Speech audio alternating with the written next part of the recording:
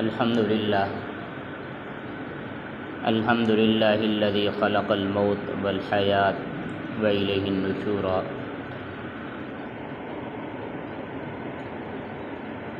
أرسل رسوله بالهدى ودين الحق ليظهره على الدين كله ولو كره المشركون.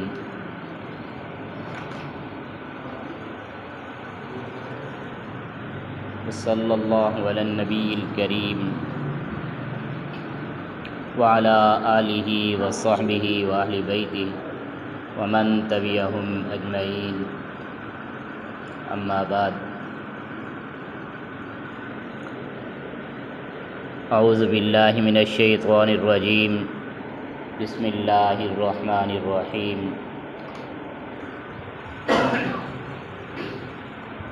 تبارك الذي بيده الملك وهو على كل شيء قدير. الذي خلق الموت والحياة ليبلوكم أيكم أحسن عملا. آمنت بالله صدق الله العظيم وبلغنا رسول النبي الصادق الوعد الأمين. اللهم صل على سيدنا ومولانا محمد وعلى آل سيدنا ومولانا محمد وبارك وسلم ثم صلوا عليه.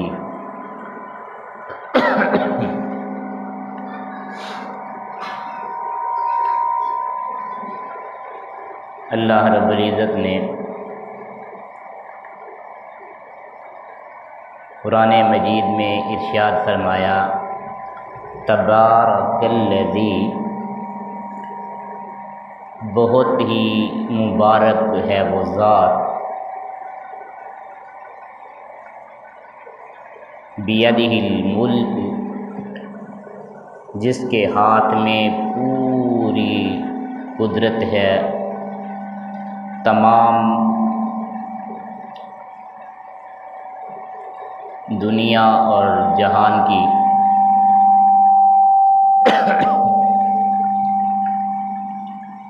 ساری دنیا کی قدرت، ملکیت، طاقت اس بابرکت ذات کے ہاتھ میں ہے. وَهُوَ عَلَى كُلِّ شَيْءٍ قدیر،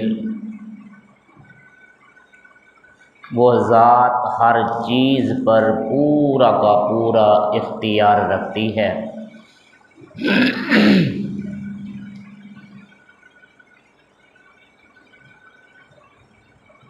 دنیا کے جو بادشاہ ہیں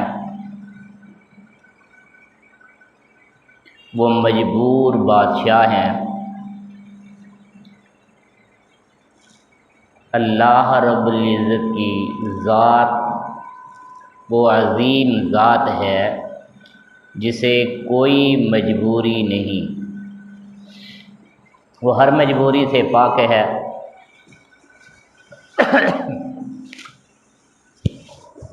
کائنات میں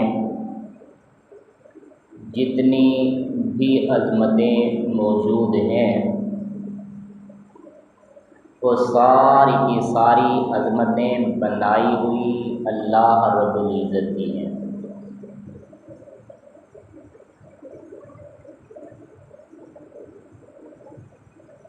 اور اللہ رب العزت ہر چیز پر اپنی قدرت کاملہ رکھتے ہیں اور بلا شریک غیرہ رکھتے ہیں. یعنی مالک بھی ہیں، بے نیاز بھی ہیں، لا شریک بھی ہیں. ان کی ملکیت میں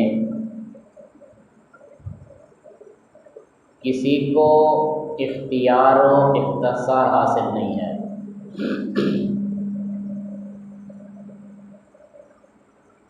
کوئی بڑے سے بڑا فرعون وقت اگر یہ دعویٰ کرے کہ انا ربکم الاعلی، میں سب سے بڑا رب ہوں، تو اللہ رب العزت کے سامنے اس کا دعویٰ مچھر کے ایک پر کے برابر بھی نہیں ہے، کیونکہ اختیار کسی کے پاس نہیں ہے۔ ایک بزرگ سے کسی نے پوچھا کہ اللہ رب العزت نے جو اختیار دیے ہیں ان میں سے ہمارے پاس کتنی اختیار ہیں؟ آپ نے فرمایا ایک قدم اٹھاؤ۔ اس آدمی نے ایک پاؤں کو اٹھایا، بزرگوں نے فرمایا اب دوسرا اٹھاؤ۔ اس نے کہا دوسرا اٹھانے سے قاصر ہوں، بیک وقت 2 پاؤں اٹھا نہیں سکتا، ایک اٹھاؤں گا ایک زمین پر رہے گا۔ آپ نے فرمایا بس یہی اختیار ہے انسان کے پاس، اور اللہ کا اختیار یہ ہے کہ اللہ رب العزت نے بغیر کسی ستونوں کے آسمان دنیا کو کھڑا کیا، اور اس سے بہت بڑے فاصلے پر دوسرا آسمان بھی کھڑا کیا۔ 7 سماوات طباقا، 7 آسمان ایک دوسرے کے اوپر تہ بتہ کھڑے کیے، اور کسی ایک کو بھی سہارا نہ دیا۔ کوئی ایک آسمان دراز عرصہ گزرنے کے بعد گرا بھی نہیں ہے، کمزور بھی نہیں ہوا ہے، ہلکا بھی نہیں ہوا ہے۔ یہ کون ہے ذات جس نے آسمانوں کو بغیر خیموں کے کھڑا رکھا ہے؟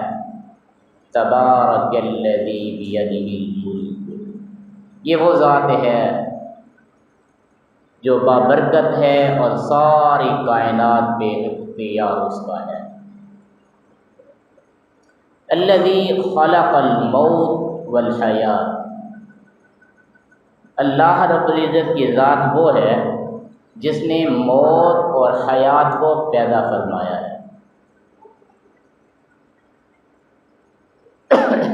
ہمارے ہاں زندگی پہلے تصور کی جاتی ہے اور موت بعد میں تصور کی جاتی ہے، لیکن قرآن مجید کا طرز یہ ہے کہ خلق الموت والحیات، موت کو پہلے لے آئے ہیں اور زندگی کو بعد میں لے آئے ہیں۔ اس کی وجہ یہ ہے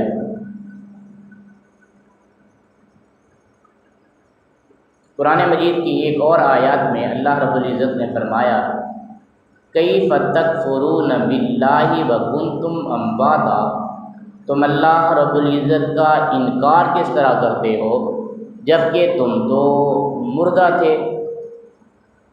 ثم احیاکم، پھر اس نے تمہیں پیدا کیا، زندگی دی۔ ثم یمیتکم، پھر وہ تمہیں موت دے گا۔ ثم یحییکم، پھر وہ تمہیں زندہ کرے گا۔ ثم الیہ ترجعون، پھر تم سارے کے سارے اس کی طرف لوٹ جاؤ گے۔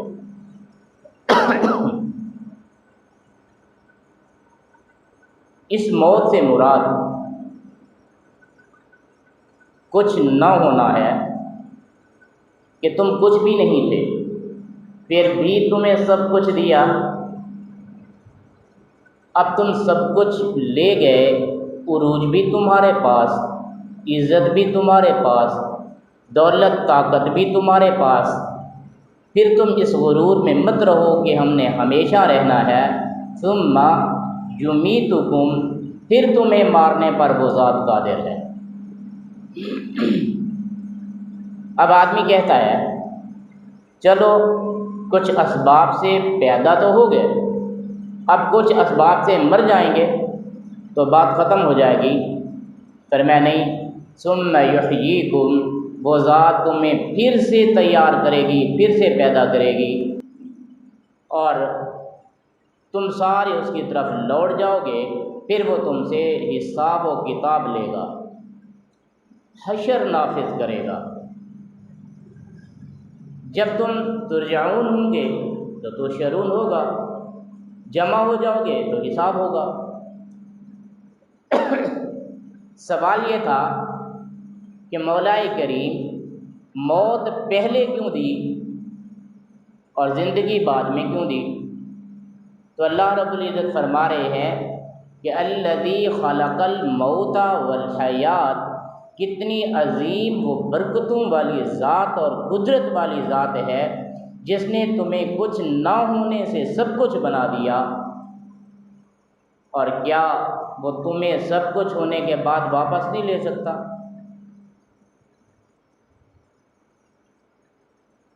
یہاں حیات ظاہری تین قسم کی ہے۔ ایک ہے نباتات کی حیات، پرند وہ گھاس پھوس کی، درختوں میں حیات ابدی نہیں ہے، مگر اس میں پھلنے پھولنے کی جو استطاعت ہے اس کو بھی حیات کہا جاتا ہے۔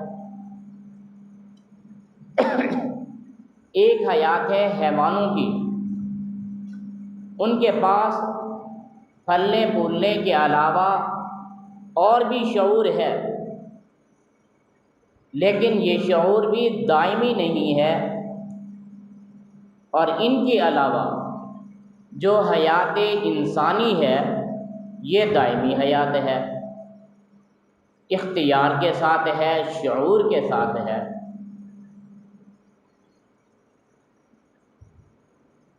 تو اللہ رب العزت نے انسانی حیات کا تذکرہ فرمایا کہ ہم نے انسان کو موت اور حیات اس لیے دی تاکہ ہم دیکھیں تم میں سے کون ہے جو احسن و عملا، بہترین عمل کرتا ہے، لیبلوکم ایکم احسن عملا،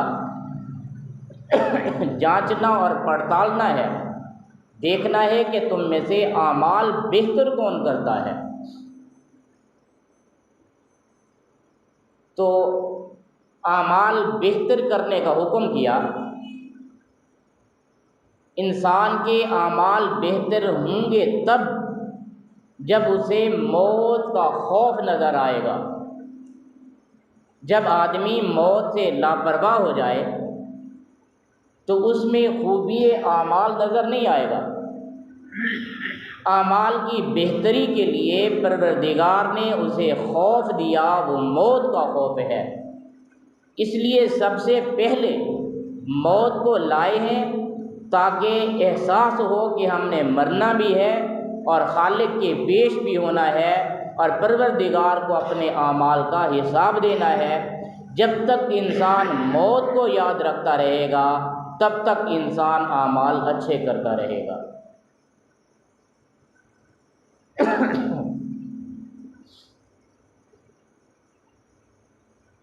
یہاں ایک بات اور بھی ہے، یہ نہیں فرمایا کہ اعمال زیادہ کون کرے گا، یہاں یہ فرمایا ہے کہ اعمال اچھے کون کرے گا، کہ پروردگار کے حضور اعمال کی زیادتی قبولیت والی نہیں، اعمال کا حسن قبولیت والا ہے۔ تو قیامت کے روز دیکھا جائے گا کہ بہت سے لوگ ایسے ہوں گے جن کے اعمال بہت کم ہوں گے، اور وہ سبقت لے جائیں گے ان لوگوں سے کہ جن کے اعمال زیادہ ہوں گے۔ یہ سبقت کیوں لے جائیں گے زیادہ اعمال والوں سے؟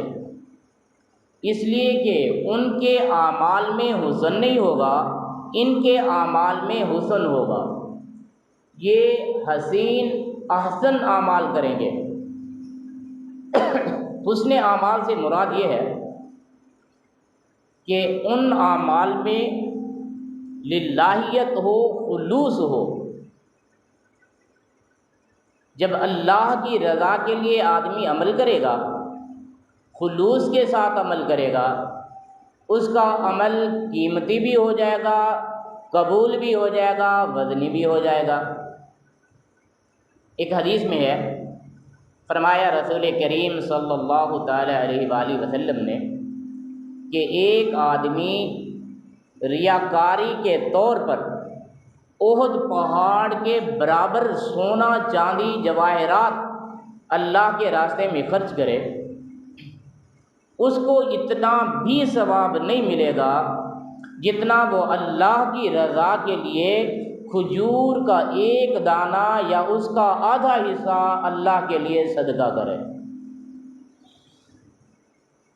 تو سمجھنے کی بات یہ ہے کہ للہیت اور خلوص کا ہونا وہ کھجور کے آدھے دانے کو بھی اتنی قیمتی کر دیتا ہے کہ ریاکاری کے ساتھ احد پہاڑ کے برابر سونا چاندی جواہرات خرچ کیے جائیں تو بھی اس کا مقابلہ نہیں کر سکتے۔ تو یہاں رب العالمین ہم سے یہ تقاضا نہیں کر رہے کہ اعمال زیادہ لاؤ، تقاضا یہ ہے کہ اعمال خوبصورت لاؤ، ایسے اعمال جس میں للہیت ہو، خلوص ہو، جو اللہ کی رضا کے لیے کیے جائیں۔ تو یہ اللہ کی رضا کے لیے خلوص والے اعمال کب نصیب ہوں گے؟ جب ہماری نظر زندگی پر نہیں موت پر ہوگی۔ تو نسکتی نے خلق الموت والحیات، موت کو پہلے بیان کیا اور زندگی کو بعد میں بیان کیا، کیونکہ یہ زندگی ایک موت کی امانت ہے۔ کوئی 10 سال زندہ رہے، کوئی 100 سال زندہ رہے، کوئی 10,000 سال زندہ رہے، آخر پھر اس نے مر جانا ہے۔ موت تو لازمی امر ہے، لیکن یہاں موت کا معنی فنا نہیں ہے، بقا سے عدم نہیں ہے۔ اس کا معنی یہ نہیں ہوتا کہ آدمی مر گیا تو ختم ہو گیا، یہ تو انتقال مکان علی المکان ہے، ایک جگہ سے ہٹ کر دوسرے جگہ جانے کا نام موت ہے۔ اس عارضی دنیا سے ہٹ کر ابدی آخری دنیا میں جانے کا نام موت ہے۔ تو اس لیے وہاں جو زندگی ہے وہ ہمیشہ ہمیشہ کی زندگی ہے۔ ایک حدیث میں آتا ہے کہ وہاں زندگی کی شکل ایک گھوڑی کی طرح ہوگی اور موت کی شکل ایک میڈے کی طرح ہوگی۔ روز قیامت جب جنتی جنت میں پہنچ جائیں گے اور جہنمی جہنم میں پہنچ جائیں گے، تب ایک میڈھا لایا جائے گا جو موت والا ہوگا، پل صراط کے قریب اس کو آ کر ذبح کر دیا جائے گا، یعنی موت کو بھی موت آ جائے گی۔ پھر اس کے بعد اعلان ہوگا ہم فیہا خالدون، جو جہاں پہ ہے وہ ہمیشہ ہمیشہ کے لیے ہے، جہنمی بھی ہمیشہ ہمیشہ کے لیے جہنم میں اور جنتی بھی ہمیشہ ہمیشہ کے لیے جنت میں رہیں گے۔ موت کو بھی موت لائی جائے گی۔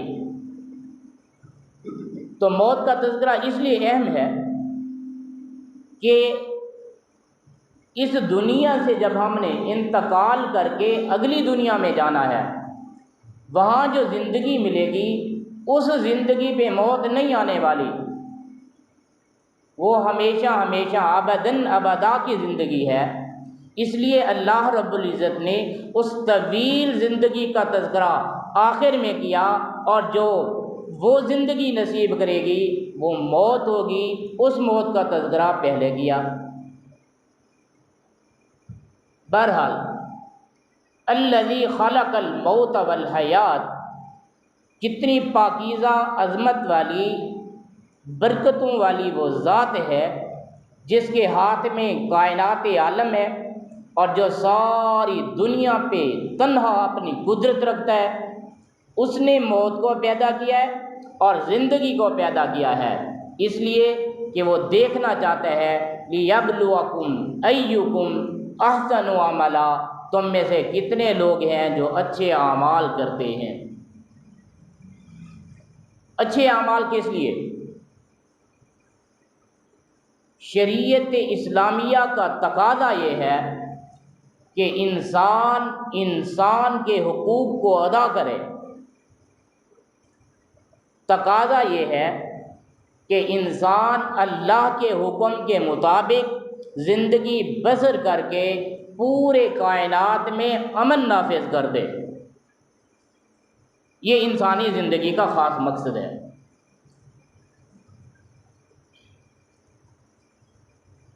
تو اللہ رب العزت نے اسی قرآن مجید میں آگے چل کر حقوق بھی بیان کر دیے اور فرائض بھی بیان کر دیے۔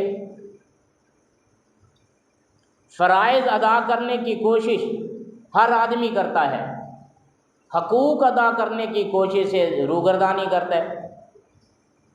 ہر آدمی چاہتا ہے کہ میرا حق مجھے مل جائے، لیکن وہ کسی اور کا حق دینا برداشت نہیں کرتا یا اس کو پسند نہیں کرتا۔ حضرت مولانا تقی عثمانی صاحب دامت برکاتہم نے بیان فرمایا کہ میں نے اپنی زندگی میں 1000 لوگوں کے نکاح پڑھائے ہیں، 1000 لوگوں کے۔ وہ 1000 کو ٹچ کر رہے ہیں، ورنہ زیادہ پڑھائے ہیں۔ فرماتے ہیں میں نے 1000 لوگوں کے نکاح پڑھائے ہیں اور ان 1000 لوگوں کی طلاقیں بھی ہو گئیں۔ بھلا کیوں؟ اس لیے کہ وہ لڑکے بھی عالم تھے، لڑکیاں بھی عالمہ تھیں۔ میں سوچ رہا تھا یہ تو خوشی کی بات ہے، عالم کی عالمہ سے شادی ہو، اس میں تو تضاد والی بات کوئی نہیں، پھر کیوں طلاق ہو گئی؟ اس لیے کہ ان میں سے ہر 2 آدمی، بیوی اپنی جگہ پر، خامد اپنی جگہ پر، اپنا حق منوانے پہ تلا ہوا تھا، دوسرے کا حق دینے کے لیے تیار نہیں تھا، لہذا طلاق ہو گئی۔ تو یہ حقوق، انسانیت کے حقوق اہم چیز ہے، ایک مسلسل اور مستقل عنوان ہے۔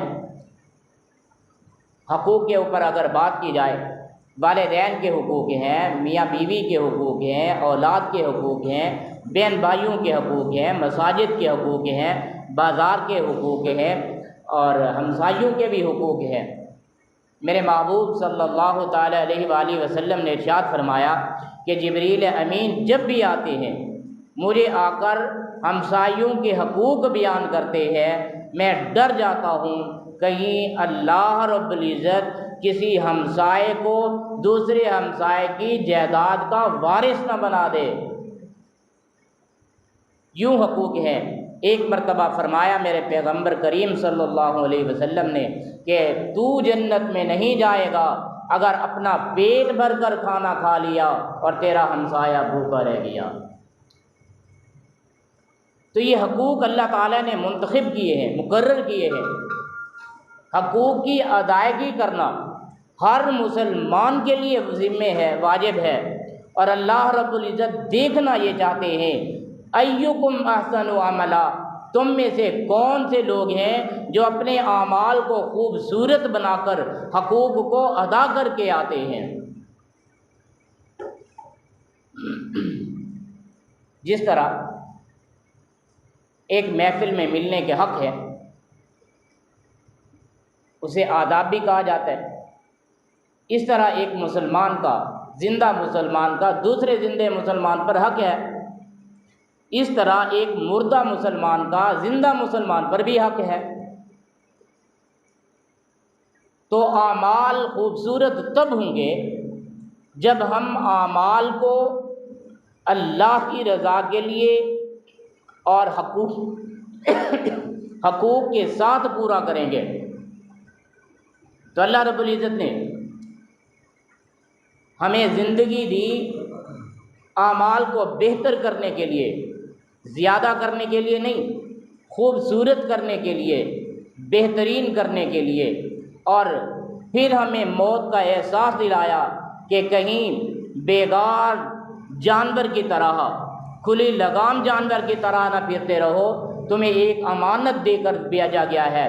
وہ امانت جو شعور والی امانت ہے، وہ امانت جو اتباع والی امانت ہے، وہ تمہیں دی گئی ہے۔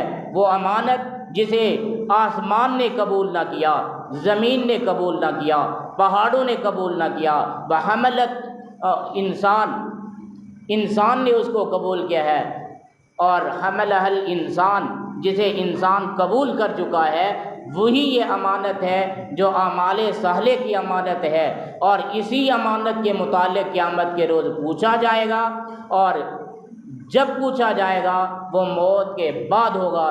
لہذا موت کا تذکرہ اللہ نے پہلے فرمایا اور حیات کا تذکرہ بعد میں فرمایا، تاکہ انسان ہر وقت موت کو یاد رکھتا رہے، اپنے اعمال کو بہتر کرتا رہے، اور آگے دیکھا جائے گا کہ ان میں سے کون کون ہے جو اعمال کو اچھا کر کے لایا ہے اور کون کون ہے جو اعمال کو برا کر کے لایا ہے۔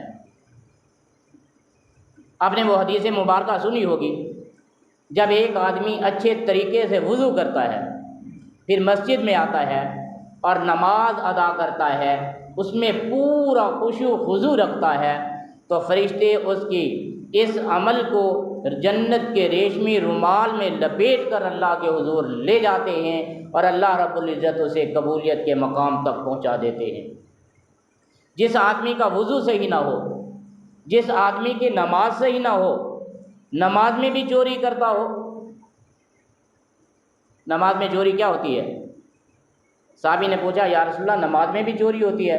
حضور نے فرمایا ہاں، کہ آدمی رکوع سے کھڑا ہو، سیدھا کھڑا بھی نہ ہو، سجدے میں چلا جائے، ایک سجدے سے اٹھے وہ سیدھا بیٹھا بھی نہ ہو جلسے میں، پھر دوسرے سجدے میں چلا جائے، یہ چوری ہے۔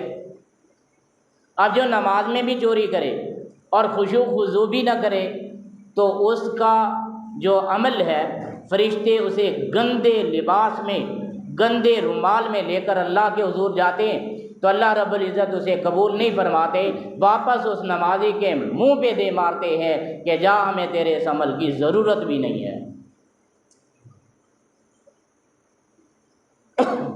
اللہ تعالیٰ دیکھنا چاہتے ہیں کہ اچھے عمل کون کرتا ہے۔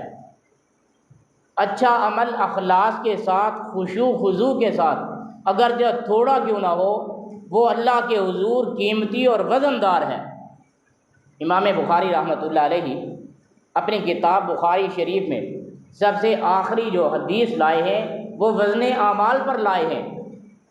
ایک سند متصلہ کے بعد وہ فرماتے ہیں کہ حضور نبی کریم صلی اللہ علیہ وسلم نے فرمایا کلمتان خفیفتان، دو کلمے ایسے ہیں جو ہلکے پھلکے ہیں، حبیبتان الی الرحمن، رحمان کو بہت مقبول ہے، پسند ہے، ثقیلتان فی المیزان، میزان میں بہت وزن رکھتے ہیں، وہ کیا ہے؟